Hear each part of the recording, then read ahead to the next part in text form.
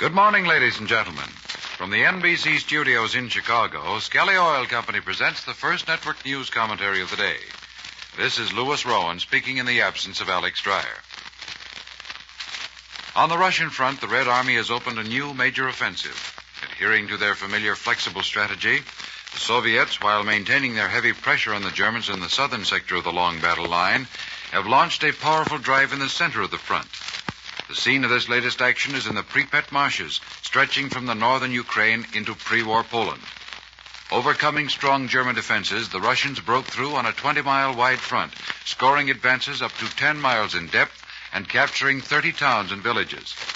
The new offensive is apparently designed to prevent the Germans from building up the difficult terrain of the Pripet marshes as a protective bastion for their flanks to the north and to the south.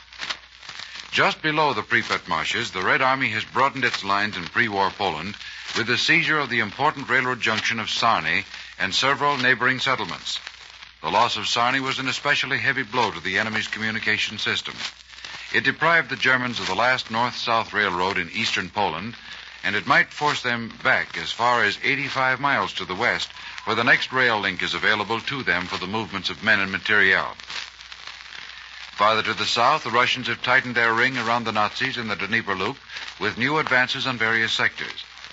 As was to be expected, the Germans are making desperate efforts to hold on to their positions in that area.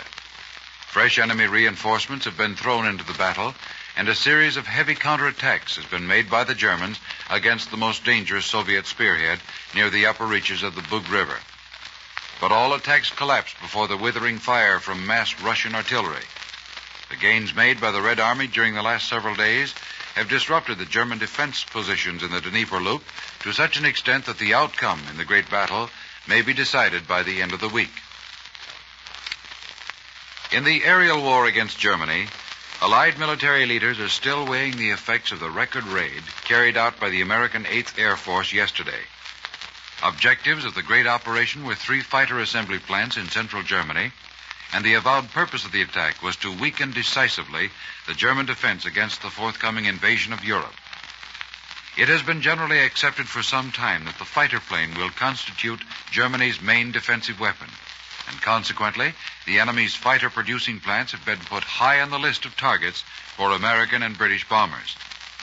According to all accounts available this morning, it appears that the factories attacked have been either completely destroyed or so extensively damaged that production will be handicapped for many months to come.